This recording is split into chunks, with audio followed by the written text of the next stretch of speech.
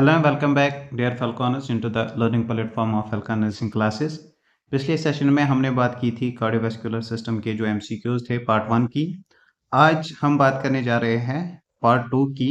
तो पार्ट 2 में जो पहला एमसीक्यू है हमारा, that is the client who has been exhibiting the following telemetry reading for the last 6 months is being discharged from the hospital. एक client है जो ऐसा रिदम जो है ईसीजी पे वो एग्जिबिट कर रहा है then from the last 6 months. अब जो पेशेंट है उसको डिस्चार्ज किया गया है from the hospital, which statement indicates the discharge teaching by the nurse has been effective. तो इनमें से कौन सा स्टेटमेंट ये इंडिकेट करेगा कि जो हमने इस पेशेंट को डिस्चार्ज टीचिंग दी है वो इफेक्टिव है कि नहीं है। अगर हम इस रिदम की बात करेंगे तो रिदम में हम एज यू नो कि जो भी ईसीजी होती है उसमें हम पैटर्न देखते हैं, पी वेव कैसी है, क्यूआरएस कॉम्प्लेक्स कैसा है, और वेव वगैरह कैसी है, ठीक है, और वेदर सारे कॉम्प्लेक्सेस बन रहे हैं कि नहीं बन रहे। अगर सारे कॉम्प्लेक्सेस बन रहे हैं और उनकी ड्यूरेशन जो है वो नॉर्मल लिमिट्स में है, दैट मीन्स की ईसीजी जो है वो नॉर्मल है। अब अगर इस ईसीजी की बात करेंगे तो एज यू कैन सी कि जो पी वेव्स हैं, पी वेव्स एब्सेंट है ऐसे केस में। So it is a case of atrial fibrillation, क्योंकि एट्रियल फिब्रिलेशन जो होती है उसमें जो पी वेव्स होती है एक इंडिविजुअल में पी वेव्स एब्सेंट होती है। अब as a already told you कि अगर किसी पेशेंट को एट्रियल फिब्रिलेशन होगा तो वहाँ पे फॉर्मेशन ऑफ थ्रोम्बस जो है वो मैक्सिमम होते हैं। क्यों होते हैं? क्योंकि जो एट्रियम होते हैं इनमें जो ब्लड होता है वो पूलिंग में रहता है, ठीक है, सर्कस लाइक मूवमेंट्स करता है ब्लड। क्यों करता है? क्योंकि जो एट्रिया होते हैं वो सिर्फ वाइब्रेट करते हैं, कंट्रैक्ट नहीं करते हैं। दैट इज़ वाई कि वहाँ पे चांसेस ऑफ जो थ्रोम्बस फॉर्मेशन होते हैं वो मैक्सिमम होते हैं। अब अगर पेशेंट को chances of thrombus formation maximum है तो पेशेंट को हम किस पे रखते हैं? एंटीकोआगुलेंट्स पे रखते हैं। यूजुअली जो हम देते हैं दैट इज़ द वारफेरिन। अब वारफेरिन अगर पेशेंट को देते हैं तो वारफेरिन के केस में हमें क्या करना होता है? ये भी हमने आपको बोला है कि जो पीटी आईएनआर होता है पेशेंट का वो हमें रेगुलरली जो है मॉनिटर करना है, ठीक। सो अगर ऑप्शंस की बात करेंगे, I will take my blood pressure prior to taking any medication, ठीक है। Then second option is I need to eat a low fibre low cholesterol diet. So before अगर कोई ड्रग इसको ऐसा हम देते हैं जिसमें चांस है कि बीपी फॉल हो जाएगा तो वहाँ पे पेशेंट को जो है वहाँ पे ज़रूरत है ब्लड प्रेशर लेने की, ठीक। तो यहाँ पे इस केस में हम यूजुअली वारफेरिन देते हैं जिसका कोई इम्पैक्ट नहीं पड़ता है ब्लड प्रेशर पे। सो ऑप्शन 1 जो है वो एलिमिनेट हो गया। Second option low fibre low fat low cholesterol और लो साल्ट डाइट की जो है वहाँ पे नीड नहीं है, क्योंकि यहाँ पे जो पेशेंट है वो हाइपरटेंशन का केस नहीं है। Third is I must have and INR frequently while I am taking the warfarin. अब यहाँ पे पेशेंट जो है उसको हम वारफेरिन पे रखते हैं। सो पेशेंट को जो है आईएनआर फ्रीक्वेंटली मॉनिटर करना है। Second question is the client is in complete heart block. अब पेशेंट जो है वो किसका केस है? हार्ट ब्लॉक का केस है। हार्ट ब्लॉक जो है हमने डिस्कस किया है, जो वेरियस टाइप्स है मैनेजमेंट है उनका, ईसीजी में कौन सी चेंजेस आती हैं वो हमने ऑलरेडी डिस्कस किया है। Then which intervention should the nurse implement first. So heart block में सिंपली क्या होता है, जो कंडक्शन होती है नॉर्मल हार्ट में from SA node to AV node, ठीक है, उसके बाद जो बंडल्स वगैरह होते हैं, बंडल ऑफ यस और पुरकिंजी फाइबर्स वगैरह, वहाँ पे जो है ये कंडक्शन ट्रांसमिट होती है नॉर्मल हार्ट में। तो in case of heart block क्या होता है, ये जो ट्रांसमिशन ऑफ नर्व इम्पल्स है और इलेक्ट्रिकल इम्पल्स में ये या तो इसकी जो ट्रांसमिशन की रेट है और इंटेंसिटी है वो रिड्यूस हो जाएगी या फिर ये कंप्लीटली जो है स्टॉप हो जाएगी। अगर कंप्लीटली स्टॉप हो गई देन वी कैन से कि एक पेशेंट को जो है कंप्लीट हार्ट ब्लॉक हुआ है। तो in case of complete heart block पहले जो है हमें कौन सा इंटरवेंशन लेना है? Prepare to insert a pacemaker, ठीक है। सो जो भी पेशेंट होता है कंप्लीट हार्ट ब्लॉक का, इन द एंड जो है पेशेंट को हम पेस मेकर लगाते हैं। बट इनिशियल फेजेस पे यहाँ पे क्या बता रहा है कि पहले कौन सा इंटरवेंशन हम इम्प्लीमेंट करेंगे। सो पहला जो ऑप्शन है वो एलिमिनेट हो जाएगा। Then administer atropine and antidysrhythmic. अब जिस भी पेशेंट को कंप्लीट हार्ट ब्लॉक होगा तो ऑब्वियस सी बात है यहाँ जो कंडक्शन है, ठीक है, वो हैम्पर हुई है, तो पेशेंट को ब्रेडिकार्डिया होगा। So in case of bradycardia जो ड्रग ऑफ चॉइस बनता है that is the atropine sulphate. So सबसे पहले हमें पेशेंट को जो है एट्रोपिन सल्फेट देना है। Then obtain a stat ECG. अब ऑलरेडी डायग्नोज्ड केस है कंप्लीट हार्ट ब्लॉक का, so there is no fun of performing the ECG as as the clients peripheral pulse. जब कंप्लीट हार्ट ब्लॉक होता है तो in any how जो है patient को ब्रेडिकार्डिया होता है, सो पल्स जो है एसेस करने की जरूरत नहीं है। Then which client problem is priority for the client with a cardiac dysrhythmia। अब कोई पेशेंट जो है उसको क्या है, कार्डियक डिसरिदमिया है, तो कौन सी जो है क्लाइंट की प्रॉब्लम जो है वो हाईएस्ट प्रायोरिटी पे रहेगी। सो इन केस ऑफ कार्डियक डिसरिदमियास क्या होता है, जो हार्ट का नॉर्मल रिदम होता है, नॉर्मल रिदम हार्ट का इम्पेयर होता है। अब अगर हार्ट का जो नॉर्मल रिदम है वो इम्पेयर हो गया, we call it as the cardiac dysrhythmia. देखिए जब हार्ट जो है अपने नॉर्मल रिदम में कंट्रैक्ट करता है, रिलैक्स करता है, तो जो हार्ट की प्राइमरी फंक्शन है that is the pumping of blood. ठीक है, जो पंपिंग ऑफ ब्लड है इसकी फंक्शन वो सही से होती है। अब अगर किसी भी इंडिविजुअल को कार्डियक डिसरिदमिया होगा तो जो पंपिंग एबिलिटी है हार्ट की वो पहले इम्पैक्ट हो जाएगी, क्योंकि ये प्राइमरी फंक्शन है, और वी कैन से कि जो इसका कार्डियक आउटपुट है वो डिस्टर्ब हो जाएगा। या तो कार्डियक आउटपुट जो डिस्टर्ब हो जाएगा मीन्स जो इसका कार्डियक आउटपुट है वो रिड्यूस हो जाएगा और वो कम हो जाएगा। सो प्राइमरली जो है एक इंडिविजुअल को जिसको कार्डियक डिसरिदमिया होगा, ऐसे इंडिविजुअल को अल्टर्ड कार्डियक आउटपुट होगा। Then because of the altered cardiac output, अब अगर कार्डियक आउटपुट कम हुआ है तो ऑब्वियस सी बात है जो हमारी बॉडी टिश्यूज है उनको सही से जो ऑक्सीजन की सप्लाई है वो नहीं मिलेगी। ठीक है, अब अगर ऑक्सीजन की सप्लाई नहीं मिलेगी तो वहाँ पे क्या होगा, एक इंडिविजुअल जब भी कोई एक्टिविटी करेगा वैसी एक्टिविटी को ये टॉलरेट नहीं कर पाएगा। So there will be then activity intolerance, but primarily क्या होगा, प्राइमरली कार्डियक आउटपुट जो है कम हो जाएगा, एंड लेटर ऑन एक इंडिविजुअल को जो है इम्प्योर्ड गैस एक्सचेंज भी हो सकता है। Then the client is diagnosed with pericarditis. Which signs and symptoms should the nurse expect in this client? देखिए जो भी इंडिविजुअल का हार्ट होता है, हार्ट की 3 लेयर्स होते हैं। ठीक है, जो आउटर लेयर होता है we call it as the pericardium. Then जो मिडल लेयर मस्कुलर लेयर होता है that is called as the myocardium, और जो इनर लेयर होता है we call it as the endocardium. ठीक, सो बेसिक सी बात है, जब भी एक इंडिविजुअल को जो है पेरिकार्डियम की इन्फ्लामेशन हो जाती है और वी कैन से कि outer layer of the heart की इन्फ्लेमेशन हो जाती है, we call it as pericarditis.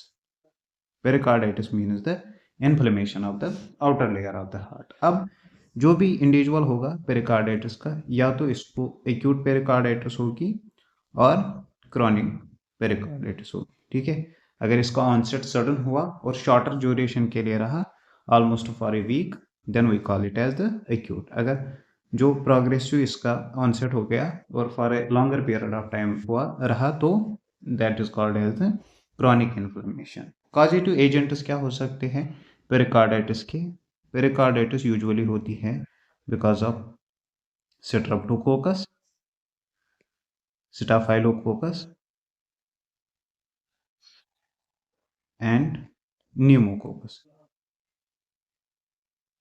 ये जो 3 ऑर्गेनिजम्स है ये मोस्ट कॉमन कॉजेज बनते हैं ऑफ पेरिकार्डाइटिस। अब अगर किसी इंडिविजुअल में outer layer of the heart that is the pericardium इसकी इन्फ्लेमेशन हो गई तो साइन्स एंड सिम्टम्स क्या हो सकते हैं ऐसे पेशेंट को? देखिए जब भी पेरिकार्डियम इन्फ्लेम होगा तो ऑब्वियस सी बात है बिकॉज ऑफ द इन्फ्लेमेशन एक इंडिविजुअल को जो है पेन होती है, तो यहाँ पे क्या होगा, एक इंडिविजुअल को जो है चेस्ट पेन होगी।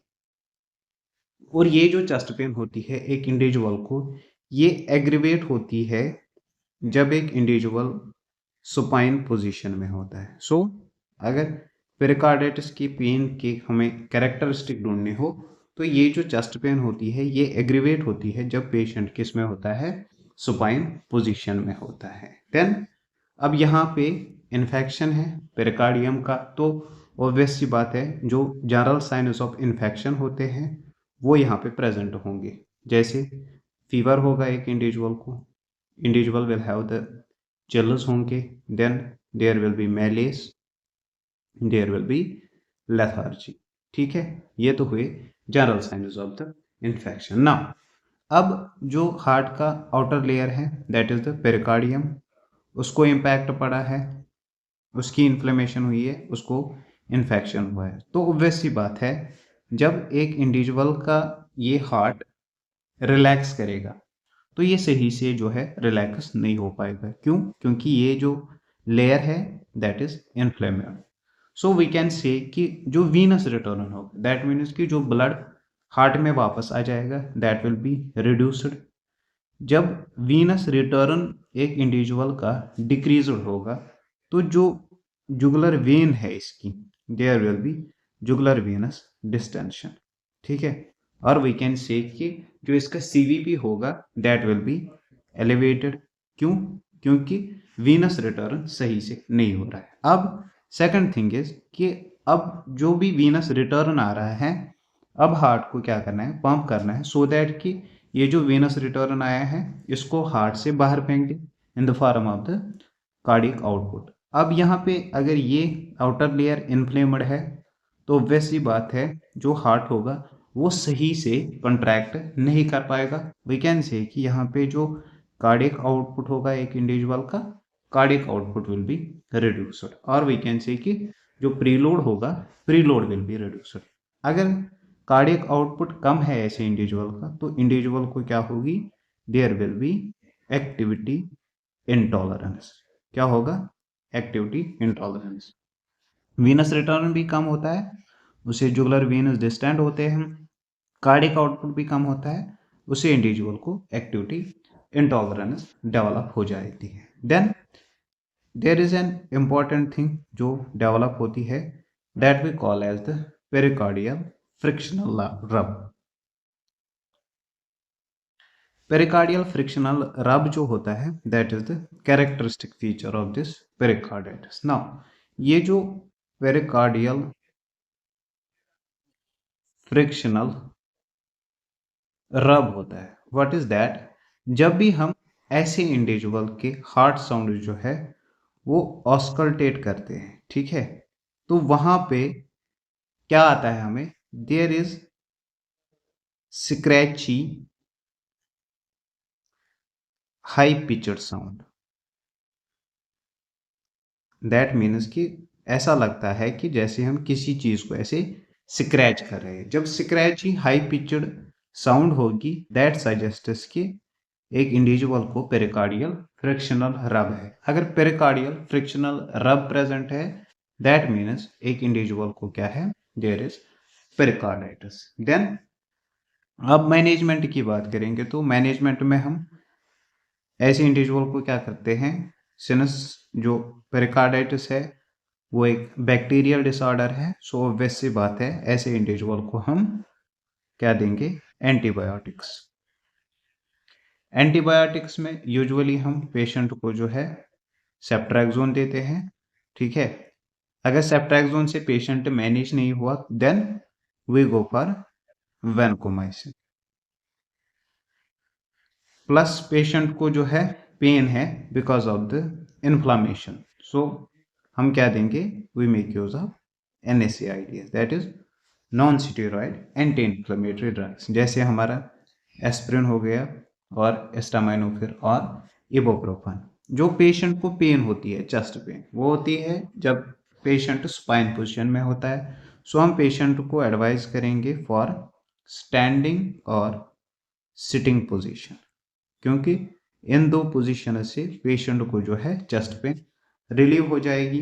पेशेंट को एक्टिविटी इंटॉलरेंस डेवलप हुई है तो पेशेंट के लिए हम एक एक्टिविटी रेजिमेंट बनाएंगे और वी कैन से कि एक एक्टिविटी का स्केड्यूल बनाएंगे।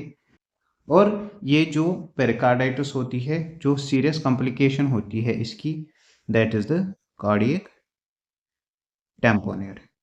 कार्डियक टैम्पोनेट होता है because of this pericarditis. Now अब क्वेश्चन में हमें क्या पूछा जा रहा था कि पेशेंट को पेरिकार्डाइटिस है तो कौन से साइन्स एंड सिम्टम्स प्रेजेंट हो सकते हैं। फर्स्ट ऑप्शन इज कि क्या पेशेंट को पल्सस पैराडॉक्सस होता है और नाइट स्वेट्स। पल्सस पैराडॉक्सस जो है पेशेंट को डेवलप होता है लेकिन नाइट स्वेट्स डेवलप नहीं होते। नाइट स्वेट्स किसका कैरेक्टरिस्टिक फीचर है, ट्यूबरकुलोसिस का। Then complaints of fatigue and arthralgia. Fatigue patient को हो सकता है लेकिन आर्थ्रालजिया नहीं हो सकता है। आर्थ्रालजिया किसको होता है, जिस पेशेंट को dengue fever. Then constant chest pain and pericardial frictional rub. Patient को चेस्ट पेन होती है और फ्रिक्शनल रब प्रेजेंट होती है। Increased chest pain when ambulating but not at rest. Patient को चेस्ट पेन कब एग्रीवेट होती है, जब पेशेंट सुपाइन पोजीशन में होता है। स्टैंडिंग और सिटिंग से जो चेस्ट पेन है वो रिलीव हो जाती है एक इंडिविजुअल की। सो ये तो हुआ outer layer, that is the pericardium. अब अगर मिडल लेयर की इंफ्लेमेशन होगी that is called as the myocarditis. Myocarditis क्या होता है, जिसमें middle layer of the heart जो है इन्वॉल्व हो जाता है। देन ये किससे हो सकता है, या तो ये भी बैक्टीरिया से हो सकता है। कौन कौन से बैक्टीरिया जो है वो यूजुअली करते हैं, दैट इज द स्ट्रेप्टोकोकस जैसे पेरिकार्डाइटिस करवाता है। देन स्टाफाइलोकोकस, बट न्यूमोकोकस से मायोकार्डाइटिस नहीं होती है। तो किससे होती है, because of the Mycobacterium. Mycobacterium क्या करवाता है, ट्यूबरकुलोसिस करवाता है। सो स्ट्रेप्टोकोकस स्टाफाइलोकोकस से मायोकार्डाइटिस होती है एंड पेरिकार्डाइटिस न्यूमोकोकस से होती है, बट माइकोबैक्टीरियम से मायोकार्डाइटिस होती है। देन वायरस जो है, वायरसेस भी डेवलप करवाते हैं क्या, मायोकार्डाइटिस। जो मोस्ट कॉमन वायरस है जिससे मायोकार्डाइटिस होती है that is the coxsackie virus. Coxsackie virus से यूजुअली क्या होता है, मायोकार्डाइटिस डेवलप हो जाती है। अब पेशेंट को मायोकार्डाइटिस है, ठीक है, इन्फ्लेमेशन है, इन्फेक्शन है, सो सेम फेट रहेगा, चेस्ट पेन होगी ऐसे इंडिविजुअल को, प्लस जो जनरल साइंस ऑफ इन्फेक्शन है वो प्रेजेंट होंगे, और चेस्ट पेन जो होगा इसके कैरेक्टरिस्टिक्स भी सेम होंगे, ठीक है। जैसे स्टिंग पोजीशन में जो है पेशेंट को रिलीव हो जाएगी और स्टैंडिंग पोजीशन में और सुपाइन पोजीशन में एग्रीवेट हो जाएगी। नाउ अब मिडल लेयर इन्वॉल्व हुआ है दैट इज द मायोकार्डियम, ठीक है। मस्कुलर लेयर होता है, हार्ट की जो कंट्रैक्शन है, ठीक है, वो मिडल लेयर करवाता है और मस्कुलर लेयर करवाता है। अगर मायोकार्डाइटिस डेवलप हो गई एक इंडिविजुअल में, then the individual can have dysrhythmias, ठीक है। जो हार्ट का नॉर्मल रिदम है वो अल्टर हो सकता है। सो डिसरिदमियास जो है वो यूजुअली डेवलप होते हैं in case of the myocarditis. जो ड्रग ऑफ चॉइस बनेगा of myocarditis that will be the acyclovir, in case के अगर ये जो मायोकार्डाइटिस है ये डेवलप हुई है बिकॉज ऑफ द वायरस। अगर बैक्टीरियल मायोकार्डाइटिस है देन वी गो फॉर मैक्रोलाइडस। मैक्रोलाइडस में कौन कौन से ड्रग आते हैं, जैसे आता है हमारा एजिथ्रोमाइसिन, ठीक है, या इरिथ्रोमाइसिन आता है, और क्लैरिथ्रोमाइसिन या फिर रॉक्सिथ्रोमाइसिन। और रेस्ट ऑफ द मैनेजमेंट जो है that will remain the same. Then if we will talk about the endocarditis, endocarditis में क्या होता है, जो inner layer of the heart होता है that gets involved. That means कि जो एंडोकार्डियम होता है, एंडोकार्डियम इम्पैक्ट होता है इसमें। So endocarditis is simply the inflammation of the inner layer of the heart. So sign symptoms क्या हो सकते हैं पेशेंट को सेम चेस्ट पेन वगैरह होगी, ठीक है, प्लस जो जनरल साइनस ऑफ इन्फेक्शन है वो प्रेजेंट होगी, या पेशेंट जो है उसको एक्टिविटी इंटॉलरेंस होगी, एक्टिविटी इंटॉलरेंस डेवलप हो सकती है। सो अगर हम कॉजेटिव ऑर्गेनिज्म की बात करेंगे of this endocarditis, that is streptococcus viridans and staphylococcus aureus. अगर आपसे एग्जाम में पूछा जाएगा कि मोस्ट कॉमन कॉजेटिव एजेंट कौन सा है ऑफ एंडोकार्डाइटिस, तो पहली प्रायोरिटी पे जाएगा स्ट्रेप्टोकोकस विरिडेनस और दूसरी प्रायोरिटी पे जाएगा स्टाफाइलोकोकस ऑरियस। सो ये जो एंडोकार्डाइटिस होती है, इसको भी हम जो पेशेंट है एंडोकार्डाइटिस का, उसको मैनेज करते हैं बाय एंटीबायोटिक्स। यूजुअली हम यूज़ करते हैं पेंसिलिन। पेंसिलिन जो है वो ड्रग ऑफ चॉइस बनता है ऑफ एंडोकार्डाइटिस। अगर पेशेंट पेंसिलिन से मैनेज नहीं हुआ तो हम ऐड करते हैं जेंटामाइसिन का थ्रू आईवी रूट।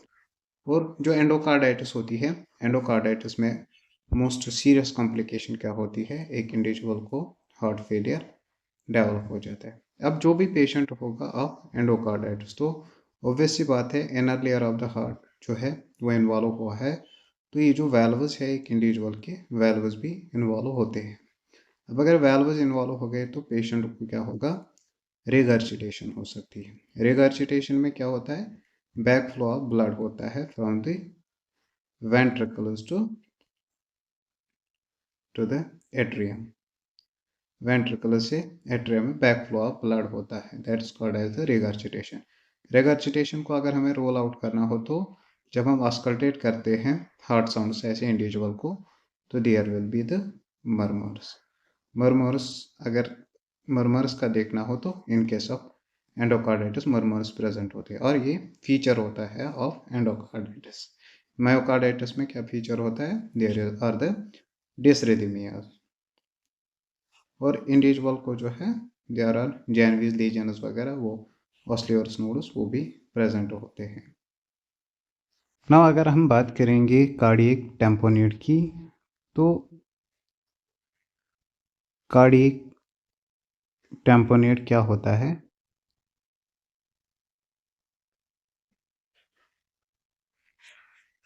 एक ऐसी कंडीशन होती है जिसमें जो पेरिकार्डियल स्पेस है,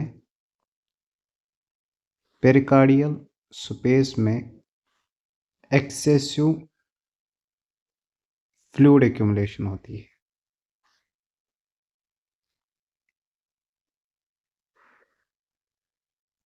सो जो कार्डियक टेम्पोनेट होता है, ये एक ऐसी कंडीशन होती है जिसमें एक्सेसिव फ्लूइड एक्यूमुलेट होता है इन द पेरिकार्डियल स्पेस। और ये जो कार्डियक टेम्पोनेट होता है, as I already told you, ये कॉम्प्लिकेशन होती है किसकी, पेरिकार्डाइटिस की। कार्डियक टेम्पोनेट को हम ऑलवेज कंसिडर करते हैं एज एन इमरजेंसी। अगर पेरिकार्डियल फ्लूइड की बात करेंगे, जो नॉर्मल अमाउंट होता है of pericardial fluid that is 15 to 35 ml। अगर इससे ज़्यादा एक्यूमुलेट हुआ fluid in the pericardial space, we call it as the cardiac tamponade. Now अब अगर किसी भी पेशेंट में कार्डियक टेम्पोनेट होगा तो साइनस एंड सिम्टम्स क्या डेवलप हो सकते हैं ऐसे इंडिविजुअल को। देखिए, जो पेरिकार्डियल स्पेस है, ठीक है, अगर यहाँ पे पेरिकार्डियल स्पेस है, यहाँ पे एक्यूमुलेट हुआ है एक्सेसिव फ्लूइड, तो वैसी बात है जब भी जो वेंट्रिकल्स है, जब भी वेंट्रिकल्स कंट्रैक्ट होंगे तो जो हार्ट है वहाँ से ब्लड जो है वो इजेक्ट होगा थ्रू द आयोटा, ठीक है, यहाँ से through the pulmonary artery. Now sinus and symptoms क्या हो सकते हैं एक इंडिविजुअल को, जिस भी इंडिविजुअल को कार्डियक टेम्पोनेट होगा। तो अगर हम ये पेरिकार्डियल स्पेस लेंगे, पेरिकार्डियल स्पेस में क्या हुआ है, एक्सेसिव फ्लूइड जो है, एक्सेसिव फ्लूइड यहाँ पे एक्यूमुलेट हुआ है। जब भी पेरिकार्डियल स्पेस में जब एक्सेसिव फ्लूइड एक्यूमुलेट होता है तो कौन कौन से सिम्टम्स डेवलप होते हैं एक इंडिविजुअल में। देखिए, अगर यहाँ पे पेरिकार्डियल स्पेस में फ्लूइड एक्यूमुलेटेड है, सो जब भी ये एक इंडिविजुअल का, अगर ये हम एज्यूम करेंगे ये हार्ट है, जब भी इसमें वीनस ब्लड आएगा तो क्या इसकी जो रिलैक्सेशन है, इसका जो हार्ट का एक्सपेंशन है, ये पूरा होगा, नहीं होगा। क्यों नहीं होगा, बिकॉज यहाँ पे पेरिकार्डियल स्पेस में ऑलरेडी फ्लूइड जो है वो एक्यूमुलेटेड है। अब अगर एक्सपेंशन सही से नहीं होगा तो वी कैन से कि जो वीनस से ब्लड आएगा that is the venous return will be less. अगर वीनस रिटर्न कम है तो ऐसे इंडिविजुअल को क्या होगा, there will be the jugular venous distension. That means कि जो नेक वेन्स है ऐसे इंडिविजुअल को नेक वेन्स में डिस्टेंशन होगा। ठीक, डिस्टेंशन क्यों होगा, क्योंकि वीनस रिटर्न जो है वो पूरा नहीं हो रहा है, जो ब्लड है वो वीनस में एक्यूमुलेटेड रह रहा है। नाउ अब अगर वीनस रिटर्न ऐसे इंडिविजुअल को कम है, वीनस रिटर्न जो है that is directly proportional to cardiac output. अगर वीनस रिटर्न एडुकेट है तो कार्डियक आउटपुट जो है दैट इज एडुकेट। जब वीनस रिटर्न पूरा नहीं होता है तो कार्डियक आउटपुट भी क्या होगा, कार्डियक आउटपुट भी कम होगा। जो कार्डियक आउटपुट होता है एक इंडिविजुअल का that is directly proportional to systolic blood pressure. ठीक है, जितना कार्डियक आउटपुट होगा उतना सिस्टोलिक ब्लड प्रेशर होगा। ठीक है, अगर कार्डियक आउटपुट कम हो गया तो सिस्टोलिक ब्लड प्रेशर भी एक इंडिविजुअल का क्या होगा, रिड्यूस हो जाएगा। इन case of cardiac tamponade cardiac output reduce होता है तो सिस्टोलिक ब्लड प्रेशर भी कम होगा ना। जो सिस्टोलिक ब्लड प्रेशर और डायस्टोलिक ब्लड प्रेशर होता है, अगर हम इनकी डिफरेंस निकालते हैं that is called as the pulse pressure. So pulse pressure क्या होता है सबको पता होगी, बेसिक है। Pulse pressure is systolic blood pressure minus diastolic blood pressure. जब एक इंडिविजुअल का सिस्टोलिक ब्लड प्रेशर फॉल होता है in case of cardiac tamponade, ठीक, तो पल्स प्रेशर को क्या होगा, there will be narrowing of pulse pressure और we can say there is decreased pulse pressure. There occurs the narrowing of the pulse pressure और जो पल्स प्रेशर है that will be decrease. ठीक है, क्योंकि जो प्लस वाला है ठीक वो कम हो गया तो वैसी बात है पल्स प्रेशर डिफरेंस जो होगी नॉर्मली 40 mmHg 40 mmHg से कम होगी। ये तो हुआ दूसरी मैनिफेस्टेशन। पहली there will be jugular venous distension, second is there is the narrowing और decreased pulse pressure. Third thing क्या होगी, there will be muffled heart sounds. Now what is muffled? Muffled means diminished. देखिए, जब ऐसे individual के heart पे हम स्टैथो रखेंगे तो आगे क्या है, आगे फ्लूइड है। फ्लूइड जो है वो हार्ट की साउंड को जो है ट्रांसमिट नहीं होने देगा। सो जब आप इसके हार्ट साउंड को अस्कल्टेट करेंगे देयर विल बी डिमिनिश्ड और मफल्ड हार्ट साउंड्स। ये जो डिमिनिश्ड हार्ट साउंड्स है प्लस डिक्रीज्ड पल्स प्रेशर और narrowing of pulse pressure plus neck when distension और जुगुलर वेनस डिस्टेंशन, इसको बोलते हैं 3 Ds of cardiac tamponade. 3 Ds of cardiac tamponade. और ये जो ट्रायड ऑफ सिम्टम्स होता है, ट्रायड मीनस 3, ठीक है, ये जो ट्रायड ऑफ सिम्टम्स होता है इसको हम बोलते हैं बक्स ट्रायड। सो अगर एग्जाम में पूछा जाएगा कि बक्स ट्रायड किस में होता है, that is in case of the cardiac tamponade, और बक्स ट्रायड में ये 3 चीज़ें आ जाती है। एक नाउ इसके साथ साथ एक इंडिविजुअल को डिस्निया हो सकता है और there can be shortness of the breath. ऐसे सिम्टम्स प्रेजेंट हो सकते हैं एक इंडिविजुअल को जिस इंडिविजुअल को कार्डियक टेम्पोनेट होगा। Now I already told you कि ये जो कार्डियक टेम्पोनेट है this is an emergency situation. So obvious सी बात है, अगर इमरजेंसी सिचुएशन है तो पेशेंट की लाइफ को सेव करने के लिए हमें क्या करना है, इमरजेंसी प्रोसीजर्स हमें परफॉर्म करने होते हैं just to conserve the life of the patient. Emergency procedures में हम क्या करते हैं और वी कैन से कि मैनेजमेंट क्या आता है एक इंडिविजुअल का, जिस भी इंडिविजुअल को क्या होगा कार्डियक टेम्पोनेट होगा। सो मैनेजमेंट में पहली चीज़ जो आती है दैट इज द पेरिकार्डियोसेंटेसिस। पेरिकार्डियोसेंटेसिस सेंटेसिस। पेरिकार्डियोसेंटेसिस क्या होता है? जो एक्सेसिव फ्लूइड एक्यूमुलेट हुआ होता है इन द पेरिकार्डियल स्पेस, वो हम ड्रेन करते हैं। That means drainage of excessive fluid from pericardial space. Pericardial space से हम जो एक्स्ट्रा फ्लूइड होता है वो हम ड्रेन आउट करते हैं। किससे ड्रेन आउट करते हैं? 16 गॉज नीडल से।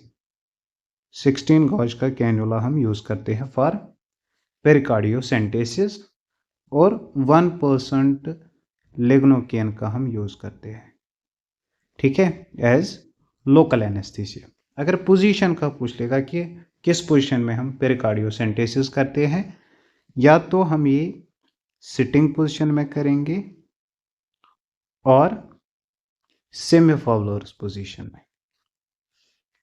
इन्हीं दो पोजीशंस में क्यों करते हैं? क्योंकि जब पेशेंट को हम सिटिंग पोजीशन और सेमीफावलरस पोजीशन में रखते हैं, एज फॉर इंस्टेंस यहाँ पे हार्ट है, ठीक है, हमने ये 16 गेज का कैन्युला लगाया, अब यहाँ से ट्यूबिंग्स कनेक्टेड है, तो जो ग्रेविटी है वो असिस्ट करेंगी flow of this excessive fluid. So in order to allow the gravity to assist in the this fluid removal, हम पेशेंट को सिटिंग और सेमीफावलरस पोजीशन देते हैं।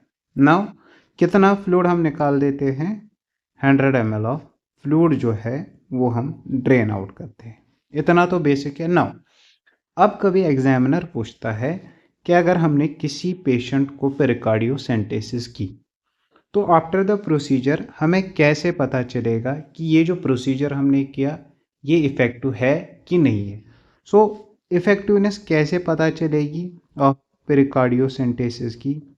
जब हम ब्लड प्रेशर चेक करेंगे ऐसे इंडिविजुअल का, अगर पेशेंट का सिस्टोलिक बीपी रेज्ड है, दैट मीन्स कि जो फ्लूइड हमने रिमूव किया है वो हमने एडुकेट क्वांटिटी में रिमूव किया है। क्यों? क्योंकि जो रिडक्शन होती थी in the systolic blood pressure, that was due to less venous return. अब वीनस रिटर्न सही आ रहा है, उससे क्या है, जो सिस्टोलिक ब्लड प्रेशर है ऐसे इंडिविजुअल का वो एलिवेट हुआ है। दैट मीन्स कि अप्रोप्रिएट फ्लूइड जो है वो ड्रेन आउट हुआ है। So this will suggest the effectiveness of this procedure. Now अब कोई पेशेंट ऐसा है, पेशेंट को रिपीटेडली क्या होता है, कार्डियक टैम्पोनेट होता है और फ्लूइड एक्यूमुलेट होता है इन द पेरिकार्डियल स्पेस। नाउ ऐसे इंडिविजुअल को हम कंटिन्यूसली तो पेरिकार्डियोसेंटेसिस नहीं कर सकते हैं, ठीक है, क्योंकि मैक्सिमम एक्सपोजर है ऐसे इंडिविजुअल को, चांसेस है मैक्सिमम कि इंडिविजुअल को कुछ और इन्फेक्शन हो जाएगा, क्योंकि इन्वेसिव प्रोसीजर है। सो डेफिनेटिव ट्रीटमेंट की अगर हम बात करेंगे, डेफिनेटिव ट्रीटमेंट में हम दो चीज़ें करते हैं। One is the pericardial window and second is pericardiectomy. Now ectomy simply means the removal. So in case of the pericardiectomy, जो पेरिकार्डियम होता है एक इंडिविजुअल का, उसको हम पेरिकार्डियम को हम रिमूव कर देते हैं। और पेरिकार्डियल विंडो में क्या करते हैं, अगर ये पेरिकार्डियम है एक इंडिविजुअल का, एक पोर्शन जो है पेरिकार्डियम का वो हम निकाल देते हैं, सो दैट कि ये जो पेरिकार्डियल स्पेस है इसमें अब फ्लूइड जो है वो एक्यूमुलेट नहीं होता है। और वी कैन से कि जो फ्लूइड से प्रेशर डेवलप होता है उससे जो फिर इंडिविजुअल को सिम्टम्स जनरेट हो जाते हैं, वो ये पेरिकार्डियल विंडो बनाने से क्या उन सिम्टम्स की जो सीवियरिटी है वो रिड्यूस हो जाती है। So in case of pericardial window हम क्या करते हैं, एक्सरसाइज करते हैं एक पोर्शन को ऑफ पेरिकार्डियम। लेकिन पेरिकार्डेक्टोमी में हम एंटायर पेरिकार्डियम को रिमूव करते हैं, और ये डेफिनेटिव ट्रीटमेंट बनता है for this cardiac tamponade. Now next question is, client is diagnosed with acute pericarditis. During the shift assessment, the nurse notes muffled heart sound. देखिए अब पेशेंट को क्या फाइंड आउट हुए हैं, मफल्ड हार्ट साउंड। दो clues है आपके पास, एक तो है एक्यूट पेरिकार्डिटिस, ठीक है, second is muffled heart sound. Acute pericarditis है तो कॉम्प्लिकेशन क्या हो सकती है, कार्डियक टैम्पोनेट हो सकता है ऐसे इंडिविजुअल को। नाउ अब एड कौन करेगा हमें डायग्नोसिस में, पेशेंट को डिमिनिश्ड और मफल्ड हार्ट साउंड से किस कंडीशन में जनरेट होता है, in case of cardiac tamponade. Now cardiac tamponade क्या है, ये एक इमरजेंसी सिचुएशन है, तो पहला इंटरवेंशन क्या होना चाहिए, notify the health care provider. Obviously we have to notify the health care provider क्योंकि ये एक इमरजेंसी है ना। Next is client with pericarditis, ठीक है, सेम कंडीशन है, is prescribed NSAIDs, which teaching instruction should the nurse discuss with the client. जो पेशेंट है पेरिकार्डाइटिस का उसको हम क्या देते हैं, NSAIDs, non steroid anti inflammatory drugs, aspirin या इबुप्रोफेन वगैरह। जो NSAIDs है यू नो कि इनसे क्या होता है, GI ब्लीडिंग होती है। GI ब्लीडिंग कैसे होती है, अगर ये स्टोमक है, स्टोमक का ये म्यूकस लेयर है, ठीक है, इसके ऊपर जो प्रोस्टाग्लैंडिन्स हैं वो एक लेयर बनाते हैं, ठीक, और स्टोमक में क्या होता है, स्टोमक में HCl प्रेजेंट होता है। नाउ अब ये HCl जो है डायरेक्ट कांटेक्ट में नहीं आता है विद द म्यूकोसा लेयर, ये किसके साथ आता है, जो प्रोस्टाग्लैंडिन लेयर होता है इसके साथ कांटेक्ट में आता है, तो इसकी स्लाफिंग नहीं होती है, और we can say this prostaglandin layer जो है ये रेजिस्टेंट होता है टुवर्ड्स द HCl। नाउ जब हम पेशेंट को NSAIDs देते हैं तो वो क्या करता है, वो इनहिबिट करता है प्रोस्टाग्लैंडिन सिंथेसिस को। जब प्रोस्टाग्लैंडिन सिंथेसिस इनहिबिट हुई तो यहाँ पे प्रोस्टाग्लैंडिन का लेयर नहीं होगा, और वी कैन से कि नया नया लेयर नहीं बनेगा। सो ये HCl जो है ये डायरेक्ट कॉन्टैक्ट में आएगा with the mucosa of the stomach, तो वहाँ पे क्या होगा, there will be gastric ulceration, and because of the ulceration क्या होगा, there will be bleed, GI bleed ना। इस GI ब्लीड को रिड्यूस करने के लिए हम क्या करते हैं, जो NSAIDs होते हैं वो हम आफ्टर फूड देते हैं, सो दैट कि ये क्या होगा, HCl जो है वो direct contact with the mucosal layer नहीं आएगा। Now explain the importance of keeping a pain diary to show the HCP, this will not be the right option, ठीक। डिस्कस नॉट ड्राइविंग, अब यहाँ पे नॉट ड्राइविंग और operating machine ये हम कब करेंगे, एक इंडिविजुअल को, एक पेशेंट को ऐसे एडवाइस करेंगे जब एक इंडिविजुअल कोई सीडेटिव लेता होगा और एंटीहिस्टामाइन्स लेता हो, या कोई भी ऐसा ड्रग जिससे सीडेशन हो, ठीक है, जिससे हिप्नोसिस हो, वो वहाँ पे हम पेशेंट को एडवाइस करते हैं कि ड्राइव वगैरह नहीं करना है और मशीन्स ऑपरेट नहीं करने। Instruct the client not take the medication on an empty stomach, अगर एम्प्टी स्टोमक लिया तो there are the chances of GI bleed, so option 3 will remain the right option. Now client is diagnosed with endocarditis, ठीक है, that means the inflammation or infection of the inner layer of the heart, is complaining of increased dyspnea and nausea, which intervention should the nurse implement first? As I already told you कि जो endocarditis है इसमें maximum chances होते हैं किसके, heart failure के।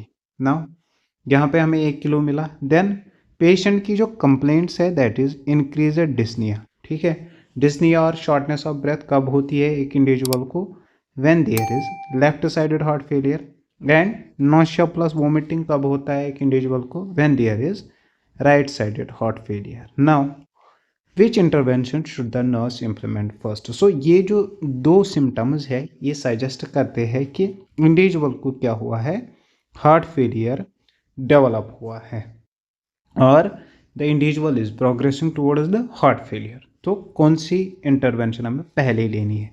Ask respiratory therapist to evaluate the client's dyspnea, obtain an order for an indwelling urinary catheter, auscultate the lung sounds and assess the periphery। देखिए जब पेशेंट के हम लंग्स को ऑस्कल्टेट करेंगे, अगर वहां पे क्रैकल्स प्रेजेंट है that means there is left sided heart failure, और अगर पेरिफेरी को एसेस करेंगे तो वहाँ पे अगर पेशेंट को पेरिफेरल इडीमा हुआ, that means there is right sided heart failure. So सबसे पहले हमें क्या करना है, लंग साउंड ऑस्कल्टेट करने हैं और पेरिफेरी जो है उसको एसेस करना है, सो दैट कि हमें सही से रोल आउट हो कि पेशेंट को हार्ट फेलियर डेवलप हुआ है। Now the client is diagnosed with pericarditis, complains of pressure in the chest, shortness of breath, ठीक है, pressure in the chest and there is the shortness of breath. Intensive care nurse assesses decreased systolic blood pressure, ठीक है, decreased systolic blood pressure, so cardiac tamponade and jugular venous distension. इससे भी क्या पता चलता है कि कार्डियक टेम्पोनेट है, ठीक है। जब जेवीपी इंक्रीज होगा और जुगुलर वेनस डिस्टेंशन होगा और सिस्टोलिक ब्लड प्रेशर रिड्यूस होगा तो there is cardiac tamponade. Cardiac tamponade emergency है, हेल्थ केयर प्रोवाइडर को नोटिफाई करना है। सो पहला इंटरवेंशन क्या लेते हैं फिर, वी परफॉर्म द पेरिकार्डियोसेंटेसिस, और पेरिकार्डियोसेंटेसिस के लिए हम पेशेंट को प्रिपेयर करते हैं। So option A will remain the right option. Then female client is diagnosed with rheumatic fever, ठीक है, फीमेल क्लाइंट जो है उसको क्या है, रूमेटिक फीवर है एंड प्रेस्क्राइब्ड पेंसिलिन। अब हमने पेंसिलिन जो है प्रेस्क्राइब किया है पेशेंट को, ठीक, पेंसिलिन ही क्यों, क्योंकि ये ड्रग ऑफ चॉइस है, ठीक। विच statement indicates the client understands the discharge teaching, तो डिस्चार्ज टीचिंग की अंडरस्टैंडिंग हुई है पेशेंट को या नहीं, ये किस स्टेटमेंट से हमें पता चलेगा। Now option is I must take the prescribed antibiotic for 7 days, 7 days के लिए ही ये नहीं लेते हैं, ठीक है।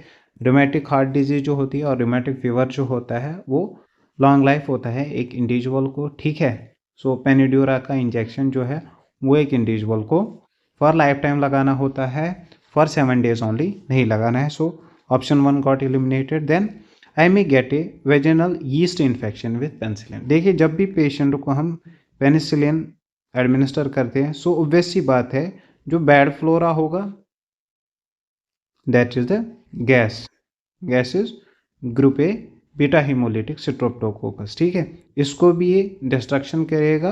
और जो गुड फ्लोरा होगा बॉडी में जैसे जीआईटी में इकोलाई वगैरह है उनको भी ये क्या करेगा, डिस्ट्रक्शन करेगा। प्लस जो फीमेल के वेजिना में जो फ्रेंडली बैक्टीरियाज होते हैं उनको भी ये डैमेज करेगा। जब वो जो नॉर्मल फ्लोरा है वेजिना का वो डिस्टर्ब होगा तो इंडिविजुअल जो है, जो फीमेल है, वो ससेप्टेबल बनेगी towards the fungal infection. So the patient can get the vaginal yeast infection with the penicillin, ठीक।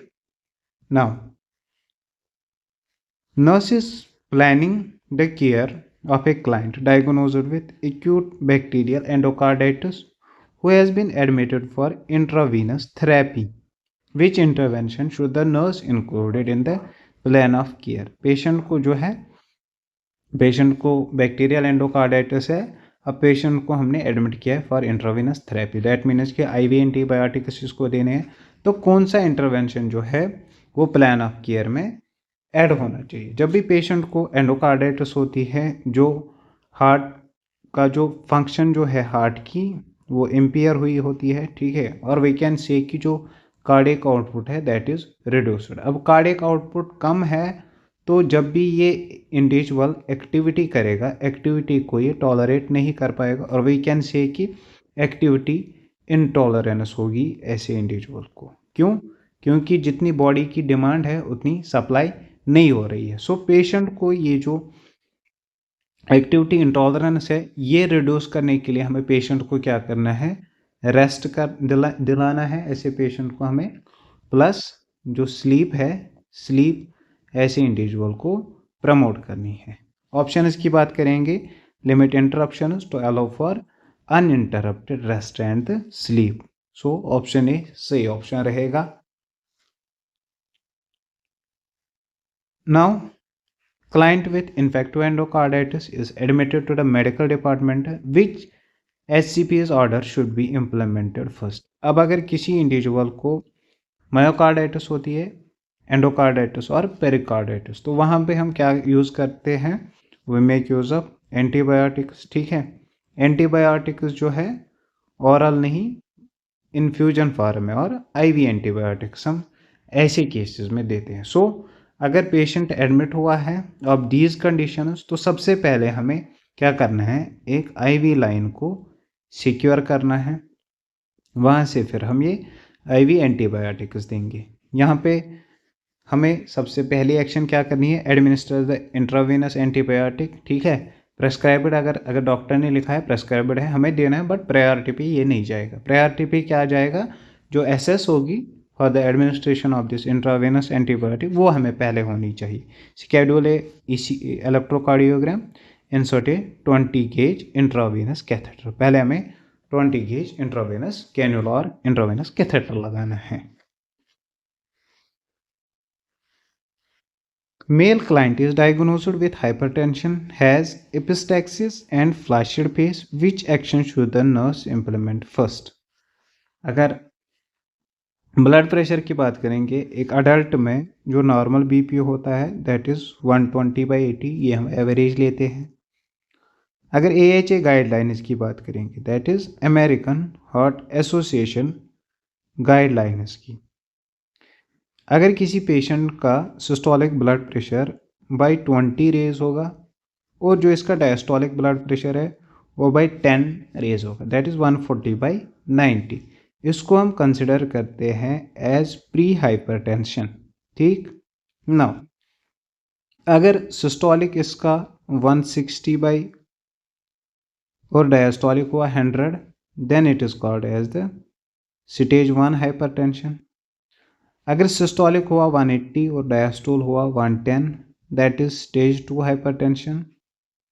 और अगर सिस्टोलिक हुआ मोर देन 180 और डायस्टोलिक हुआ more than 110, that is hypertensive crisis.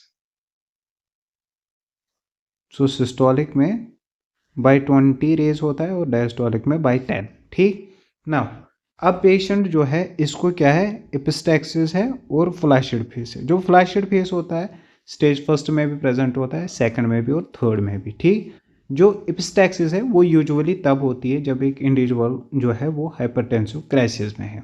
अब यहाँ पे क्वेश्चन जो है, क्वेश्चन में हमें ये नहीं दिया गया है कि पेशेंट को ब्लड प्रेशर कितना है। सो वी कांट से कि ये कौन से स्टेज ऑफ हाइपरटेंशन में है। सो पहले हमें ब्लड प्रेशर का पता होना चाहिए, आफ्टर दैट हम ये रूल आउट कर सकते हैं कि ये कौन से स्टेज में है। नाउ यहाँ पे क्या नोटिफाई करना है हेल्थ केयर प्रोवाइडर को, अभी हमें पता ही नहीं है कि कौन सा स्टेज है ऑफ हाइपरटेंशन, तो पहली प्रायोरिटी पे नोटिफाई नहीं जाएगा। Then assess the blood pressure in lying, standing and sitting position, तो हमें पहले ब्लड प्रेशर ऐसे इंडिविजुअल का चेक करना है जस्ट टू रोल आउट कि ये हाइपरटेंसिव क्राइसिस है। अगर ब्लड प्रेशर 180/110 से ज़्यादा हुआ then it is hypertensive crisis. फिर हम ऐसे इंडिविजुअल को जो है IV NTG देते हैं। ठीक है, now nurse is caring for a client diagnosed with essential hypertension who is prescribed hydrochlorothiazide, that is the thiazide diuretic. Which intervention should the nurse implement when administering this medication? जो thiazide diuretics होते हैं these are first line drugs for hypertension। ठीक है,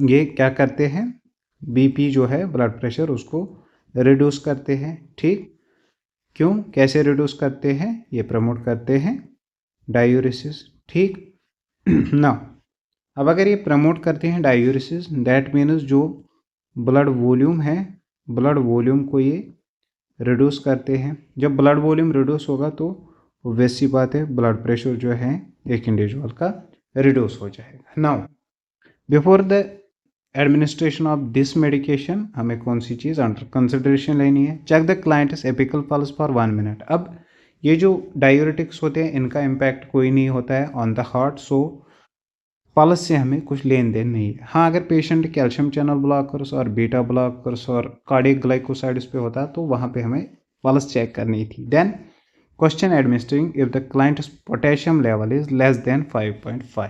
ठीक, normal range is 3.5 to 5.2। ठीक है, अब normal range से थोड़ा ज़्यादा है और we can say there is slight hyperkalaemia.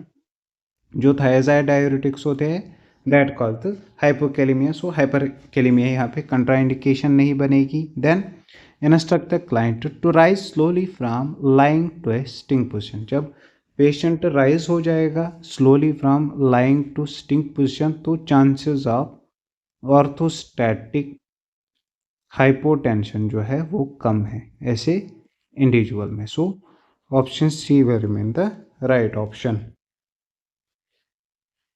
Now the nurse is caring for a client diagnosed with congestive heart failure. ठीक है, अब पेशेंट को क्या है, कंजेस्टिव हार्ट फेलियर है, is complaining of shortness of breath and dyspnea. Which intervention should the nurse implement first. अब patient को क्या है, there is the shortness of breath and there is dyspnea. So maximum chances है कि patient जो है उसको लेफ्ट साइडेड हार्ट फेलियर होगा। अब अगर पेशेंट ने ऐसे कंप्लेंट की तो हमें सबसे पहले कौन सा इंटरवेंशन लेना है। तो सबसे पहले हम पेशेंट को क्या करेंगे, जो हेड एंड होगा ऑफ इज बेड वो एलिवेट करेंगे। सो दैट ऐसा करने से क्या होगा, एक इंडिविजुअल को जो एल्वेओलाई है ऐसे इंडिविजुअल की उनका एक्सपेंशन सही से होगा। जब एक्सपेंशन सही से होगा आप एल्वेओलाई तो शॉर्टनेस ऑफ ब्रेथ जो है वो रिलीव हो जाएगी और डिस्निया जो है वो इंडिविजुअल का कम हो जाएगा। वंस हमने हेड एंड एलिवेट किया ऑफ द बेड और पोजीशन प्रोवाइड की पेशेंट को हाइपोलोरस, तो उसे क्या हुआ, शॉर्टनेस ऑफ ब्रेथ जो है वो टू सम एक्सटेंट कम हो जाती है। After that we will assess the lung sound. ठीक है, then we will check the pulse oximeter reading की कितनी इसकी सैचुरेशन है and then we will administer the oxygen. लेकिन in case of heart failure हम नेजल कैनुला से नहीं करते हैं, हम जो है ऑक्सीजन मास्क का यूज़ करते हैं for administration of the oxygen. So option B will remain the right option. अगला क्वेश्चन जो है हमारा that is the client is diagnosed with arterial occlusive disorder, which data would the nurse expect the client to exhibit. So patient को क्या है, patient को arterial occlusive disorder है। सो arterial occlusive disorder क्या होता है, this is called as the Buerger's disease. Buerger's disease में क्या होता है कि एक क्रॉनिक इन्फ्लेमेटरी ओक्लूसिव डिसऑर्डर होता है जो इन्वॉल्व करता है बोथ आर्टरीज एंड वेन्स को। यूजुअली जो लार्ज आर्टरीज और वेन्स है वो इन्वॉल्व नहीं होते हैं। जो स्मॉलर आर्टरीज और स्मॉलर वेन्स होते हैं, स्मॉलर आर्टरीज को बोलते हैं आर्टीरियोलस और स्मॉलर वेन्स को बोलते हैं वेन्यूलस। सो जो आर्टीरियोलस और वेन्यूलस यूजुअली हमारे पेरिफेरल बॉडी के रीजन्स में होते हैं, जैसे हैंड्स में होते हैं और फीट में होते हैं, उन्हीं को ये इफेक्ट करता है। और कौन सा डिसऑर्डर होता है, it is occlusive disorder. That means इसमें ऑक्लूजन होता है। अगर ये आर्टरी है या वेन है उसमें ऑक्लूजन डेवलप हो जाता है। नाउ ये जो बर्जर्स डिजीज है इसको हम कॉमनली क्या बोलते हैं, we call it as thromboangiitis obliterans. ठीक है, that is the Buerger's disease. जो बर्जर्स डिजीज होती है, now it occurs both in the arteries as well as the veins. So remember कैसे करोगे, B means both and here suggests arteries as well as the veins. Now किन में होती है Buerger's disease, जो smokers होते हैं। ठीक है, स्मोकर्स में यूजुअली बर्जर्स डिजीज डेवलप होती है। एंड अगर जेंडर की बात करेंगे, जो मेल्स होते हैं उनमें ज़्यादा chances of development of this disorder होते हैं, usually in the age group of 20 to 40 years. Now अब यहाँ पे चांसेस क्या है कि पेशेंट को या तो एक वेन ऑक्लूड हो सकती है या फिर एक आर्टरी ऑक्लूड हो सकती है। जब वीनस ऑक्लूजन होगा तो वैसी बात है, वीनस रिटर्न नहीं होगा तो पेशेंट को क्या होगी, देयर विल बी स्वेलिंग। ठीक, एंड अगर आर्टरी ऑक्लूड हुई तो आर्टीरियल ब्लड फ्लो नहीं होगा। जब आर्टीरियल ब्लड फ्लो नहीं होगा तो there will be diminished peripheral pulse, ठीक है। जो पेरिफेरल पल्स है that will be diminished. Now अब पेरिफेरल पल्स डिमिनिश्ड है, ब्लड यहाँ नहीं जाता है। यू नो कि ब्लड जो है वो हमारे बॉडी टेम्परेचर को मेंटेन करने में एक अच्छा खासा रोल प्ले करता है। अब यहाँ अगर ब्लड नहीं जा रहा है तो देयर विल बी कूलनेस, ठीक। नाउ अगर कूलनेस है यहाँ पे तो यहाँ पे आर्टेरियल सप्लाई नहीं होगी, आर्टेरियल ब्लड नहीं जाएगा, तो यहाँ पे ऑक्सीजन और न्यूट्रिएंट्स नहीं जाएंगे। तो डिजिटस में क्या होगा, there will be ischemia in the digits due to the oxygen and nutrient deficiency. जब इस्कीमिया होगा ऐसे इंडिविजुअल को तो there will be pain. Now ये होगा because of the oxygen and nutrient deficiency, because of ischemia pain develop होगी ऐसे इंडिविजुअल को डिजिटस में। प्लस अब आर्टेरियल ब्लड सप्लाई नहीं जाती है तो जो सराउंडिंग नर्व्स है उनको भी ब्लड सप्लाई नहीं जाएगी, तो there will be numbness and tingling sensation. लेकिन सबसे पहले तो क्या होगा, जो पेन होगी बिकॉज ऑफ इस्कीमिया वो पहले डेवलप हो जाएगी एक इंडिविजुअल को, later on there will be numbness and tingling sensation. Now अगर ये ischaemia for a longer period of time रहा तो there will be formation of gangrene. Gangrene कौन सा टाइप का होगा, there will be wet gangrene. Wet means that will be infectious one. So अगर आपसे पूछा जाएगा कि बर्जर डिजीज में और थ्रोम्बोएंजाइनाइटिस ओब्लिटरनस में कौन सा गैंग्रीन बनता है, तो वहां पे वेट गैंग्रीन की फॉर्मेशन होती है।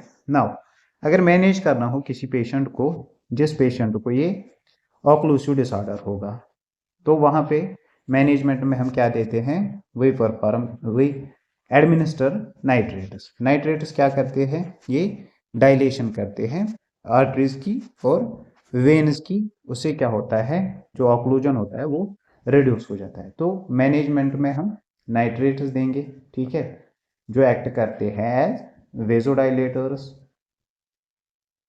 प्लस जो भी पेशेंट होगा इस बर्जर्स डिजीज का, ऐसे इंडिविजुअल में इंटरमिटेंट क्लॉडिकेशन होती है। Now what is intermittent claudication, जब भी ऐसा इंडिविजुअल एक्टिविटी करता है, ठीक है, और वी कैन से कि ऐसा इंडिविजुअल जब मूवमेंट वगैरह करता है, कोई भी काम करता है, तो एट दैट टाइम ऐसे इंडिविजुअल को क्या होता है, जो ऑक्सीजन और न्यूट्रिएंट की डिमांड है वो बढ़ जाती है, ठीक। जब ऑक्सीजन और न्यूट्रिएंट्स की डिमांड बढ़ती है तो ऐसे इंडिविजुअल को क्या होता है, सुपाज्म हो जाता है, ठीक। सुपाज्म की वजह से पेन होती है, that pain because of the spasm, उसको हम बोलते हैं इंटरमिटेंट क्लॉडिकेशन। ये जो इंटरमिटेंट क्लॉडिकेशन है ये भी एक कैरेक्टरिस्टिक फीचर बनता है किसका, दिस ऑक्लूसिव डिसऑर्डर और बर्जर्स डिजीज का। सो मैनेजमेंट में हम नाइट्रेट्स देते हैं, ठीक है, जिससे क्या होता है एक पेशेंट को वेजोडाइलेशन होती है और ये जो सिम्टम्स है ये रिलीव हो जाते हैं। वन मोर थिंग इज कि जो पेशेंट होगा ऑफ दिस बर्जर्स डिजीज, ऐसे पेशेंट को हमें वार्म कंप्रेशंस नहीं देने हैं, नो वार्म कंप्रेशंस। ना वार्म कंप्रेशंस क्यों नहीं देने हैं, देखो यहाँ पे पेशेंट को ऑलरेडी क्या है, there is numbness and tingling sensation, जिससे ये सजेस्ट करता है कि जो नर्व सप्लाई है टू द डिजिटस वो ऑक्लूडेड है। नाउ अगर नर्व सप्लाई ऑक्लूडेड है तो सेंसेशन नहीं मिलेगी। जब हम ऐसे इंडिविजुअल को वार्म कंप्रेशन देंगे तो यहाँ पे चांस बनता है बर्न का, बर्न हो सकता है। So no warm compression. Plus जो अगर स्मोक कर रहा है कोई तो वहां पे उसको एडवाइस करना है टू स्टॉप द स्मोकिंग। ये तो हुआ बर्जर्स डिजीज। नाउ लाइकवाइज एक और डिसऑर्डर आता है of the arteries that is called as the Raynaud's disease. Raynaud's disease जैसे Buerger's disease, as I already told you कि वो वेन्यूल्स और आर्टियोल्स को इन्वॉल्व करता है, लेकिन जो रेनॉल्ड्स डिजीज होती है ये बस आर्टीरियोल्स को ही इन्वॉल्व करता है। और होता क्या है, बर्जर्स जो होती है दैट इज़ ऑक्लूसिव डिसऑर्डर, लेकिन जो रेनाल्ड्स होती है that is spastic disorder of arterioles. That means कि जो आर्टीरियोल्स होते हैं, छोटे आर्टरीज होते हैं, उनको क्या होता है, उनमें स्पाज्म होता है। ठीक है, स्पाज्म मीन्स कि ये कंस्ट्रिक्ट हो जाते हैं, देन इन कंस्ट्रक्शन फेज ही ये रहते हैं। सो ऑब्वियस सी बात है, अगर ऐसा होता है तो इनमें जो ब्लड फ्लो है, ब्लड फ्लो की रिडक्शन हो जाएगी इन स्पास्टिक आर्टरीज से। नाउ रेनाल्ड्स डिजीज़ जो होती है वो कॉमन होती है इन केस ऑफ फीमेल्स, लेकिन बर्जर स्किन में कॉमन होती है in case of the males. और काज क्या बनता है of Raynaud's disease? Raynaud's disease होती है by extreme stress and coldness. ये दो इंपॉर्टेंट कंट्रीब्यूटिंग फैक्टर्स बनते हैं ऑफ दिस रेनाल्ड्स डिजीज़। ठीक है, और रेस्ट ऑफ द मैनिफेस्टेशन जो है वो सेम रहेगी, लाइक इसमें स्कीमा वगैरह डेवलप हो सकता है और पेन होती है डिजिट्स में एक इंडिविजुअल को। और मैनेज कैसे करते हैं? By making use of these nitrates and warm garments. ठीक है, वार्म सॉक्स लगाने हैं एक इंडिविजुअल को, प्लस वार्म ग्लव्स पहनने हैं। उससे क्या होता है, जो रेनाल्ड्स डिजीज़ है उसकी जो सीवियरिटी है वो रिड्यूस हो जाती है। नाउ यहाँ पे क्वेश्चन क्या था कि एक इंडिविजुअल को आर्टीरियल ऑक्लूसिव डिसऑर्डर है, दैट मीन्स कि इसको बर्जर्स डिजीज डेवलप हुई है, तो कौन सा डेटा जो है वो हम इस पेशेंट से एक्सपेक्ट कर सकते हैं? So there will be the intermittent claudication और कोल एक्सट्रीमिटीज़ होगी। कोल एक्सट्रीमिटीज़ क्यों होगी? क्योंकि आर्टेरियल ब्लड सही से नहीं जा रहा है। Now second question is, which data would require the nurse to notify the healthcare professional for the client diagnosed with arterial occlusive disorder? इनमें से कौन सा ऐसा डेटा है जो हमें हेल्थ केयर प्रोवाइडर को इन्फॉर्म करना है ऐसे पेशेंट का जिस पेशेंट को आर्टीरियल ऑक्लूसिव डिजीज़ है?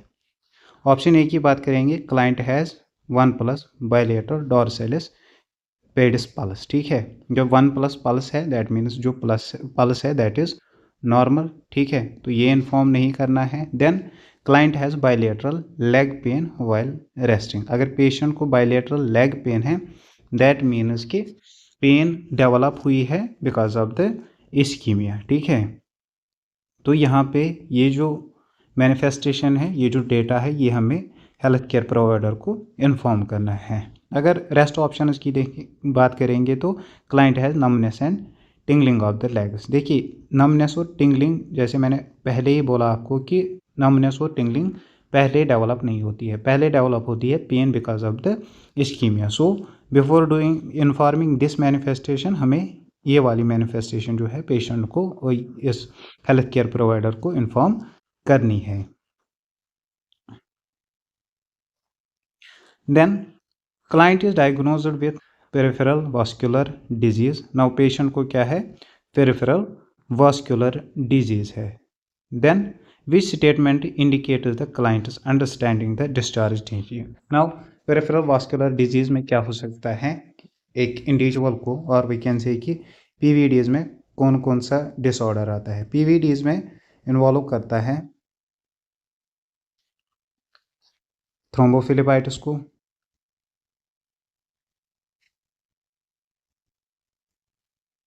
डीवीटी को और वेरिकोस वेनस को। देखिए, अगर बात करेंगे थ्रोम्बोफिलिपाइटिस की, तो थ्रोम्बोफिलिपाइटिस क्या होता है? थ्रोम्बोफिलिपाइटिस दैट मीन्स कि फॉर्मेशन होती है ऑफ थ्रोम्बस, किससे? Due to inflammation of when.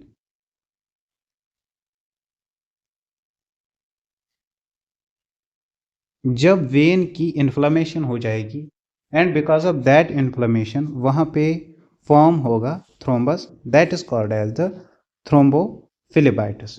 थ्रोम्बोफिलिपाइटिस में कौन कौन से साइन एंड सिम्टम्स डेवलप होंगे एक इंडिविजुअल को?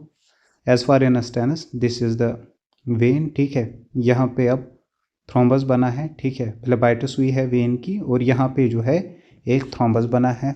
अब यहाँ पे इन्फ्लामेशन है, सो स्वेलिंग होगी, देन पेन होगी, देयर विल बी रेडनेस, ठीक है, जो जनरल साइनस होते हैं ऑफ इन्फ्लामेशन, ठीक, there will be warmth and there will be the tenderness. Now important चीज़ क्या है यहाँ पे, अगर यहाँ पे स्वेलिंग प्रेजेंट है तो जो वेनस जो यहाँ से नर्व्स जाते हैं उनको कंप्रेशन हो जाएगा बिकॉज ऑफ दिस स्वेलिंग। तो देयर आर द चांसेस कि जो एक्सट्रीमिटीज़ है ऐसे इंडिविजुअल के, वहाँ पे जो सेंसेशन होगी, सेंसेशन विल बी डिमिनिश्ड, ठीक है,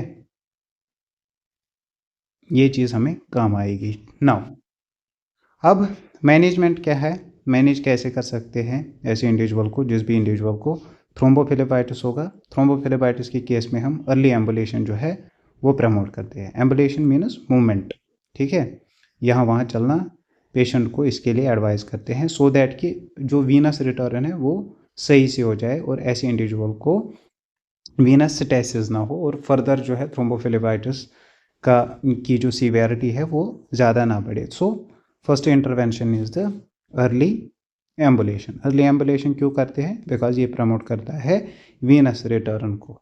नाउ और पेशेंट को क्या एडवाइस करना है, not to cross the legs, ठीक है, अगर पेशेंट जो है लेग्स क्रॉस करेगा तो उससे क्या होगा, वीनस रिटर्न सही से नहीं होगा।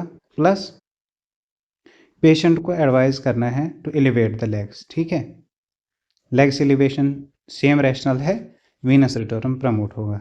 और प्रेशर स्टॉकिंग का यूज़ करना है, प्रेशर स्टॉकिंग से भी वीनस रिटर्न प्रमोट होगा। और अवॉइड करनी है प्रोलॉन्ग्ड स्टैंडिंग। प्रोलॉन्ग्ड स्टैंडिंग में रहेगा तो वीनस रिटर्न जो है वो आल्टर हो जाएगा और हैम्पर हो जाएगा। देन नॉट टू मसाज, ठीक है, मसाज नहीं करना है, नॉट टू मसाज।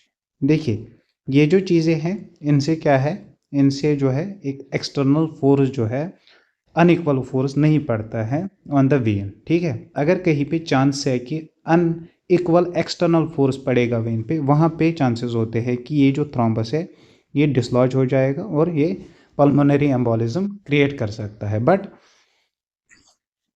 अगर यहाँ इस चीज़ की बात करेंगे तो अगर मसाज करेंगे हम ऐसे इंडिविजुअल को तो यहाँ पे चांसेस बनते हैं ऑफ डिसलॉजमेंट ऑफ दिस थ्रोम्बस। तो एडवाइस करना है नॉट टू मसाज, ठीक। प्लस हम एंटीकोगुलेंट्स देते हैं पेशेंट को। एंटीकोगुलेंट्स में यूजुअली हम यूज़ करते हैं वारफेरिन और हिपेरिन का। ये तो हुआ थ्रोम्बोफिलेबाइटिस। और इम्पॉर्टेंट चीज़ क्या है, थ्रोम्बोफिलेबाइटिस के केस में मसाजिंग परफॉर्म नहीं करनी है। देन थ्रोम्बोफिलेबाइटिस के साथ ही एक और डिसऑर्डर आता है हमें, that's called as the DVT और डीप वेन थ्रोम्बोसिस। सो जैसा नाम सजेस्ट करता है कि जो डीपर वेनस होते हैं बॉडी में उनमें क्या होता है, थ्रोम्बस फॉर्मेशन हो जाती है। सो डीवीटी जो होता है और डीप वेन थ्रोम्बोसिस जो होती है ये एक ऐसा डिसऑर्डर है जिसमें हमारी डीपर वेनस में थ्रोम्बस फॉर्मेशन हो जाती है। डीवीटी और डीप वेन थ्रोम्बोसिस, ठीक, formation of thrombus in deep veins of body. और वी कैन से कि जो सुपरफिशियल वेनस होती है बॉडी की वो इन्वॉल्व नहीं होती हैं, डीपर वेनस इन्वॉल्व होते हैं। नाउ किस किस रीजन में डेवलप होता है, जो लेग्स में वेनस है, ठीक है, जो हमारा ग्रोइन एरिया है उसमें जो वेनस है, प्लस जो एक्जिला है, लेग्स, ग्रोइन और एक्जिला की वेनस में डीवीटी डेवलप होता है। और मोस्ट कॉमन साइट जो है दैट इज द लेग्स। तो डीवीटी वाले केस में क्या होता है, there is positive Homans sign. Homans sign में हम क्या करते हैं, एज फॉर इंस्टेंस ये एक इंडिविजुअल की लेग है अलॉन्ग विद द फुट, ठीक है, जब हम फुट की डॉर्सिफ्लेक्शन करते हैं दैट मीन्स कि पीछे की ओर इस फुट को ले जाते हैं, so there is a pain in the calf muscle, ठीक है, काफ मसल में पेन होती है, that is called as the Homans sign. लेकिन जो होमोनस साइन है ये एक नॉन स्पेसिफिक साइन है ऑफ डीवीटी। क्यों नॉन स्पेसिफिक साइन है, क्योंकि ये मोस्ट ऑफ द केसेस में जो है प्रेजेंट नहीं होती है। देन मैनेजमेंट क्या होगा इसका, sign and symptoms almost same होंगे, like there will be swelling, there will be pain etcetera, ठीक है, there will be some burning sensation. तो मैनेजमेंट सेम रहेगा as that of the thrombophlebitis, plus जो DVT वाले केसेस होते हैं उनमें हम डीवीटी पंप का यूज़ करते हैं, ठीक है।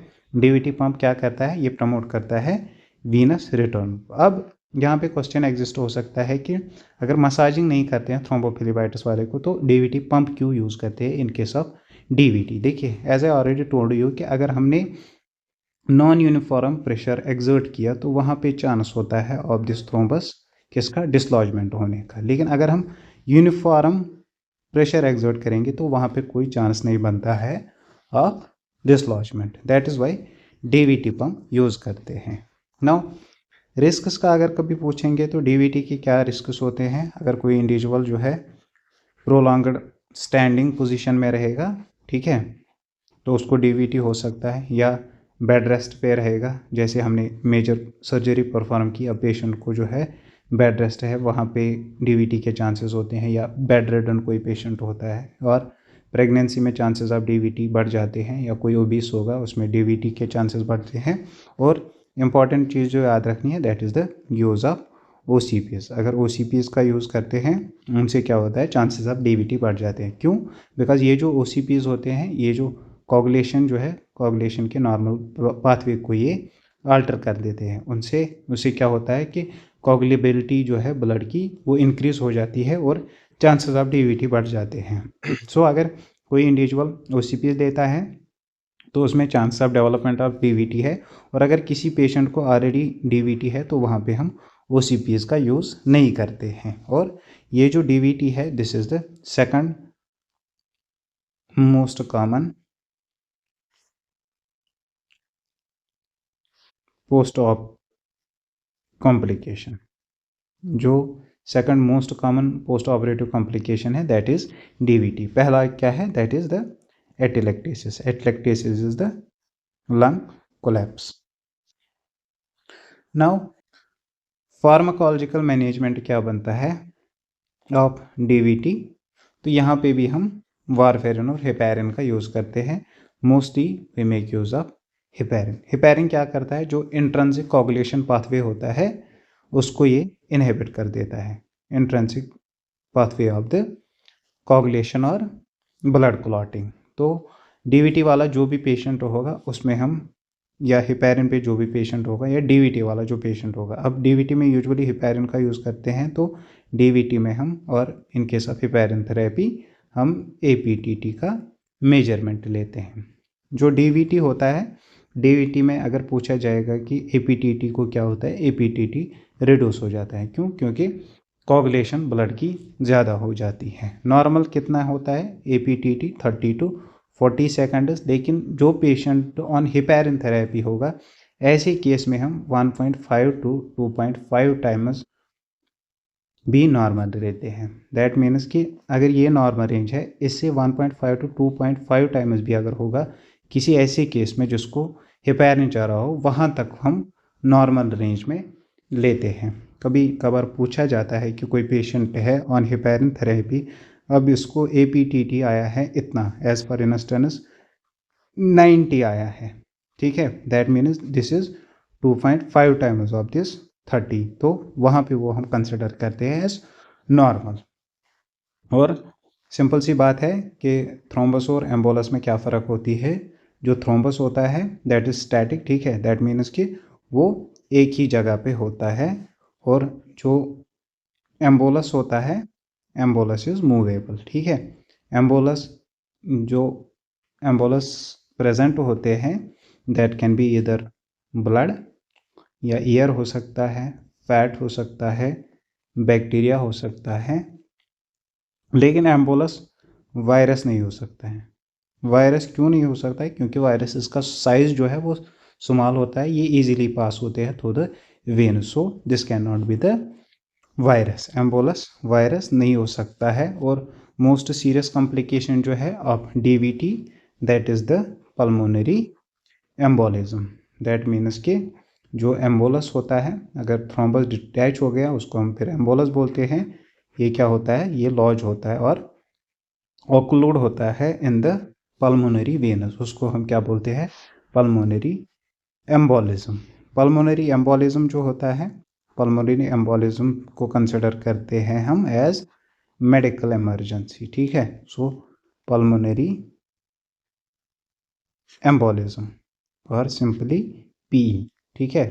सो पल्मोनरी एम्बोलिज्म क्या होता है, this is lodgement of embolus in pulmonary vessels. Signs क्या होंगे पेशेंट को, कार्डिनल साइनसेस, टैकीपीनिया,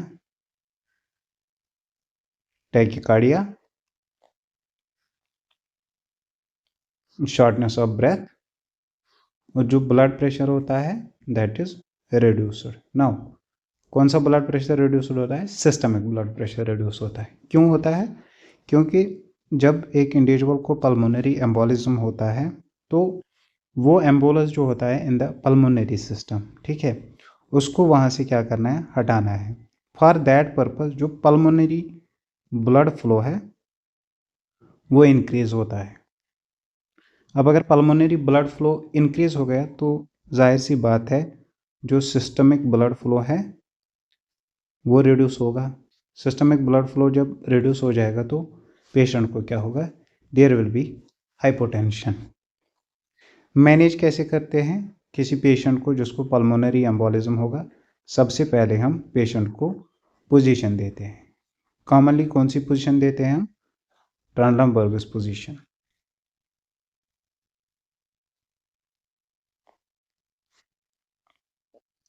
ट्रांडमबर्गस पोजीशन क्या करता है, ये प्रमोट करता है वीनस रिटर्न। जब वीनस रिटर्न प्रॉपरली होगा तो पल्मोनरी परफ्यूजन भी प्रॉपरली होगा, ठीक है। बिकॉज जो यहाँ पे एम्बोलस है उसने पल्मोनरी परफ्यूजन जो है उसको रिड्यूस किया और ऑल्टर किया है।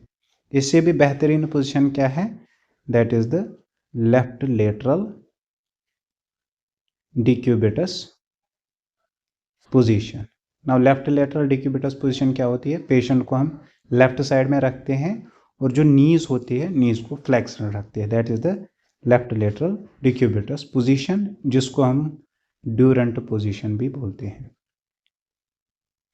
सो important is positioning of the patient. Then oxygen administration करते हैं, कितना 100%, और 100% ऑक्सीजन किससे मिलता है, by NRBM, non rebreather mask से। अगर पेशेंट इस ऑक्सीजन से मैनेज हुआ तो ठीक, otherwise we go for HBOT, that is the hyperbaric oxygen therapy. और अगर इससे भी मैनेज नहीं हुआ then mechanical ventilation. Plus maintenance पे हम पेशेंट को क्या देते हैं, एंटीकोआगुलेंट्स देते हैं। एंड जो डेफिनेटिव ट्रीटमेंट बनता है इसका दैट इज एम्बोलेक्टोमी, जो एम्बोलस होता है उसको हम रिमूव कर देते हैं। ये तो हुआ पल्मोनरी एम्बोलिज्म का। अब पेशेंट को अगर DVT होगा या पेशेंट को थ्रोम्बोफिलिपाइटिस होगा, वहाँ पे जो है वीनस इनसफिशिएंसी डेवलप हो सकती है, बट यूजुअली जो वीनस इनसफिशिएंसी है वो डेवलप हो जाती है in case of the varicose Venus. So question क्या था हमारा कि पेशेंट को क्या है, पेरिफेरल वास्कुलर डिजीज है, दैट मीन्स पेशेंट को या थ्रोम्बोफिलिपाइटिस है और डीप वेन थ्रोम्बोसिस है, तो कौन सा स्टेटमेंट इंडिकेट करेगा understanding of the discharge teaching. I will buy my new shoes first time in the morning, ठीक है, न्यू शूज़ की कोई ज़रूरत नहीं है। I use a heating pad when my feets are really cold. तो patient को जो है हीटिंग पैड्स का यूज़ नहीं करना है। क्यों नहीं करना है, क्योंकि यहाँ पे भी जो है नर्व कंप्रेशन होता है तो पेशेंट को सेंसेशन जो है प्रॉपरली नहीं मिल सकती, यहाँ पे बर्न के चांसेस है, तो हीटिंग पैड का यूज़ नहीं करेगा। Then I need to wear knee high socks when wearing shoes. तो क्या पेशेंट को वियर करने हैं नी हाई सॉक्स, ठीक है, व्हेन वियरिंग शूज़। तो there is no need of these, ठीक है। क्यों नहीं है, बिकॉज ये यूनिफॉर्म जो है प्रेशर एग्जर्ट कर सकते हैं, ठीक। क्योंकि जब पेशेंट को अगर ये यहाँ पे पेशेंट का जो पैर है, ठीक है, अगर यहाँ पे यहाँ तक गया ये इसका सॉक, ठीक। तो ये जो सॉक्स के यहाँ पे जो इलास्टिक है वो हैम्पर कर सकता है वीनस रिटर्न को। And final option is I should not cross my legs when I am sitting down. तो क्रॉस नहीं करने हैं लेग्स, क्योंकि इससे क्या होगा, वीनस रिटर्न जो है वो कम हो जाएगा। Then client is diagnosed with arterial occlusive disorder, is day 1 post operative, right femoral popliteal bypass. Which intervention should the nurse implement? अब पेशेंट को क्या था, आर्टीरियल ऑक्लूसिव डिसऑर्डर है। अब पेशेंट को हमने क्या किया है, राइट फिमोरल पॉप्लिटियल बाईपास किया है। दैट मीन्स कि जो इसकी राइट फिमोरल आर्टरी थी वहाँ पे हमने एक बाईपास डाला है, ठीक है। जो ऑक्लूडेड आर्टरी थी वो रिमूव की है, वहाँ पे एक नई आर्टरी जो है पेटेंट आर्टरी वो इंसर्ट की है। तो which intervention should the nurse implement, कौन सा इंटरवेंशन एक नर्स को इंप्लीमेंट करना है। Keep the right leg in the dependent position. Dependent position पे राइट लेग को नहीं रखना है। क्यों नहीं रखना है? फर्स्ट थिंग इज कि यहाँ पे फिर हेमरेज के चांसेस हो सकते हैं। सेकंड थिंग इज कि by keeping this in dependent position यहाँ पे क्या हो सकता है, यहाँ पे स्टैसिस हो सकती है of blood.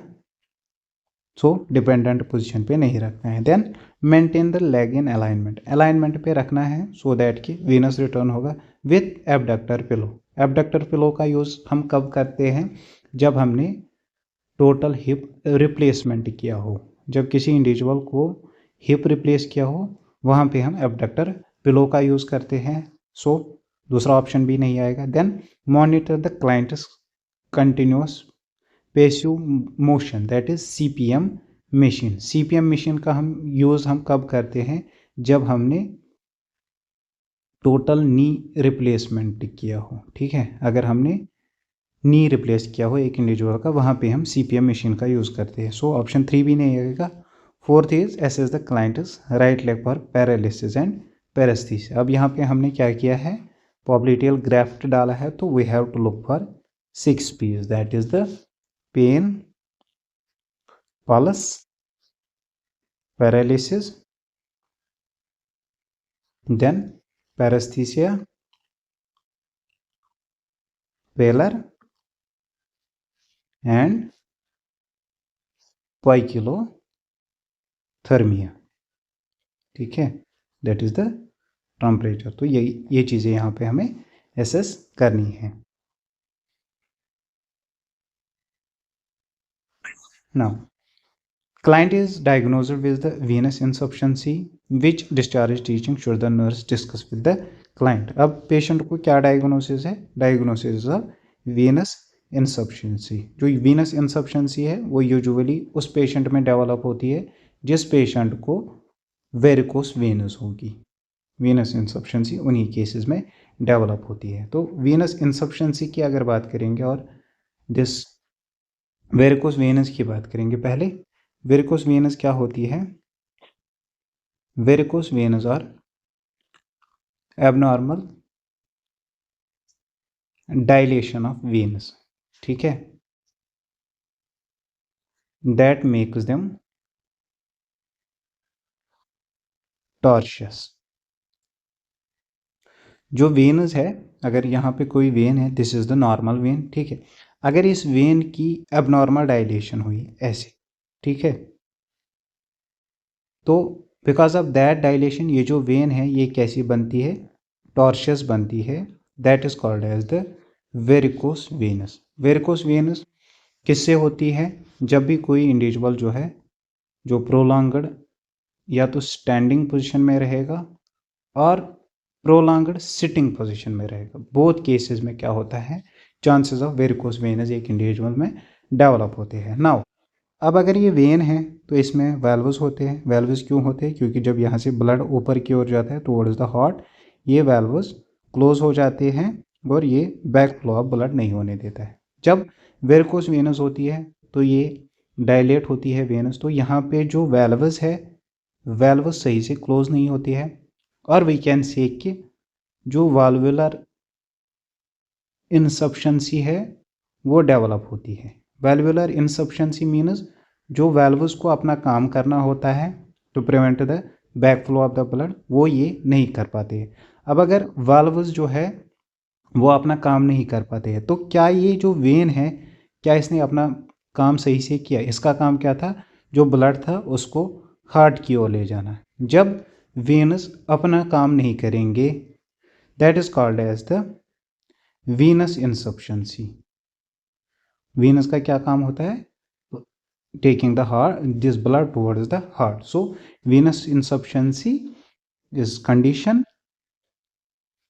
in which veins are not able to perform their function। जब वीनस रिटर्न ही सही से नहीं होगा तो यहाँ पे भी इंडिविजुअल को क्या होगा, there will be the pain, there will be swelling etcetera and etcetera. Manage कैसे करेंगे ऐसे इंडिविजुअल को जिसको वेरिकोस वेनस होंगी, बाय प्रेशर स्टॉकिंग, ठीक है, और लेग एलिवेशन। लेग एलिवेशन से क्या होगा, लेग एलिवेशन से वेनस रिटर्न हो जाएगा। देखिए वन मोर थिंग इज कि जो वेरिकोस वेनस होती है, अब ये जो वेनस है दैट आर डायलेटेड वेनस, ठीक है। डायलेटेड वेनस जो है ये रिड्यूस कर देते हैं वेनस रिटर्न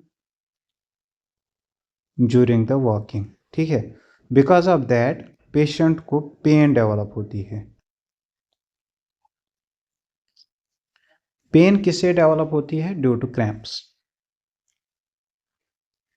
ऐसी कंडीशन को हम बोलते हैं चार्ली हॉर्स पेन और charley horse. So in case of varicose veins जो डायलेटेड वेनस होती हैं ये सही से वेनस रिटर्न नहीं कर पाते हैं। उससे क्या होता है, पेन डेवलप होती है ड्यू टू द क्रैम्प्स, और ऐसे फिनोमेनन को हम क्या बोलते हैं, that is called as the charley horse. और ट्रांडनबर्गस टेस्ट हम परफॉर्म करते हैं, उसका हमने ऑलरेडी डिस्कस किया है। सो हम ऐसा बोल सकते हैं कि जो वेरिकोस वेनस है उनमें क्या होता है, जो वेनस का डायमीटर है, डायमीटर वेनस का बढ़ जाता है। सो डेफिनेटिव ट्रीटमेंट क्या हो सकता है फॉर वेरिकोस वेनस, जो आजकल ट्रेंडिंग में चल रहा है, that is the sclerotherapy. Sclerotherapy is the definitive treatment. Sclerotherapy में हम क्या करते हैं, हम एडमिनिस्टर करते हैं एक ड्रग, ठीक है। किसमें, अगर ये यहाँ पे वेरिकोस वेन है, इसमें हम एक ड्रग एडमिनिस्टर करते हैं, ठीक। उस ड्रग को हम क्या बोलते हैं, that is called as the STD. STD is sodium tetradecyl sulphate का, ठीक है। किस कलर का होता है पूछा जा सकता है, ये वाइट कलर का हो सकता है, या इमेज दे सकते हैं, उसमें इंजेक्शन में एक वाइट कलर का इंजेक्शन भरा है, ठीक है, वो किसी वेन के ऊपर है और वेन इज वेरिकोस वेन, ठीक है। तो वो इंजेक्शन जो है दैट इज एसटीडी और sodium tetradecyl sulfate, that is white colour, और प्रोपोफॉल भी वाइट कलर का ही होता है।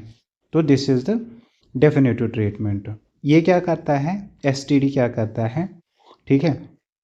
जब हम एसटीडी इस वेरिकोस वेन में एडमिनिस्टर करते हैं, यहाँ पे जो है वेन की फाइब्रोसिस हो जाती है। जब वेन की फाइब्रोसिस हो जाती है तो अल्टीमेटली क्या होता है, जो वेन का डायमीटर है, बिकॉज ऑफ दिस कंडीशन जो बड़ा हुआ डायमीटर होता है वो रिड्यूस हो जाता है। यही गोल होता है किसका, स्क्लेरोथेरेपी का। इसके साथ साथ हम क्या कर सकते हैं, we perform the vein stripping. Now what is vein stripping, देखिए as I already told you कि जो वेरिकोस वेन्स होते हैं वो डेवलप होते हैं सुपरफिशियल वेनस में, और वी कैन से कि जो वेरिकोस वेन्स होते हैं, वेरिकोस साइटस जो होती है वो यूजुअली इन्वॉल्व करती है सुपरफिशियल वेनस को। अगर किसी इंडिविजुअल में यहाँ पे कोई सुपरफिशियल वेन है, ठीक है, दैट इज हैविंग वेरिकोसाइटस और दैट इज वेरिकोस वेन, इसको हम क्या करते हैं, इसको एक्सरसाइज करवाते हैं, ठीक है।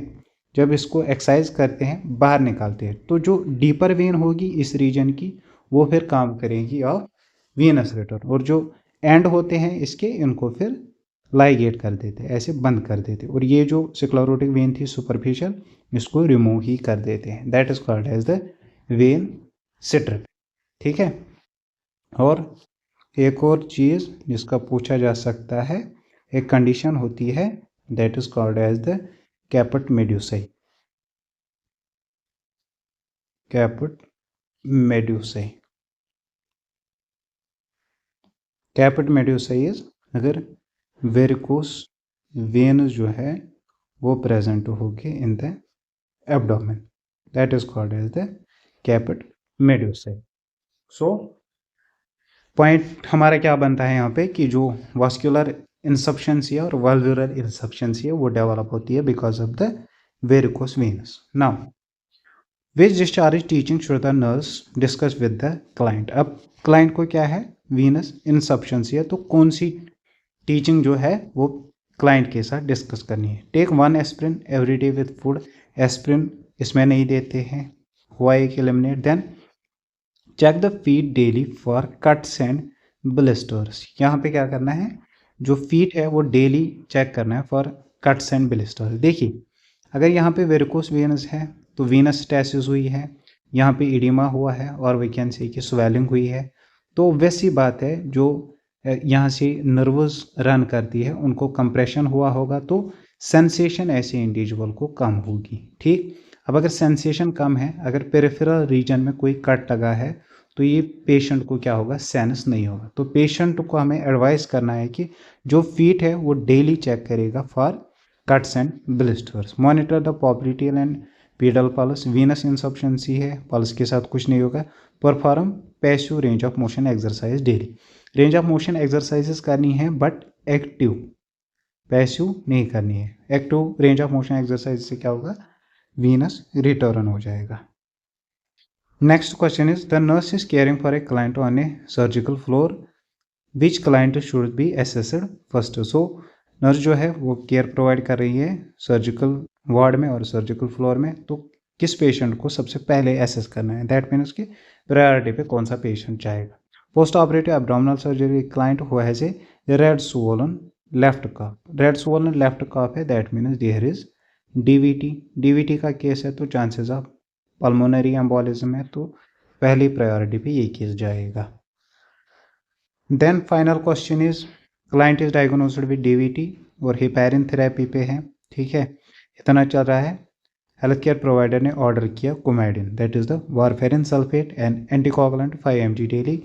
What should the nurse first action. ठीक, पेशेंट जो है उसको ऑलरेडी क्या चल रहा है, हेपेरिन जो है एट 1200 यूनिट्स पर आवर। ठीक, अब जो हेल्थ केयर प्रोवाइडर है उसने ऑर्डर किया है warfarin and anticoagulant 5 mg daily. तो एक नर्स को सबसे पहले क्या करना है, देखिए जब भी हम वारफेरिन का जो है यूज़ करते हैं, वारफेरिन एक इमीडिएट इफेक्ट जो है वो प्रोड्यूस नहीं करता है।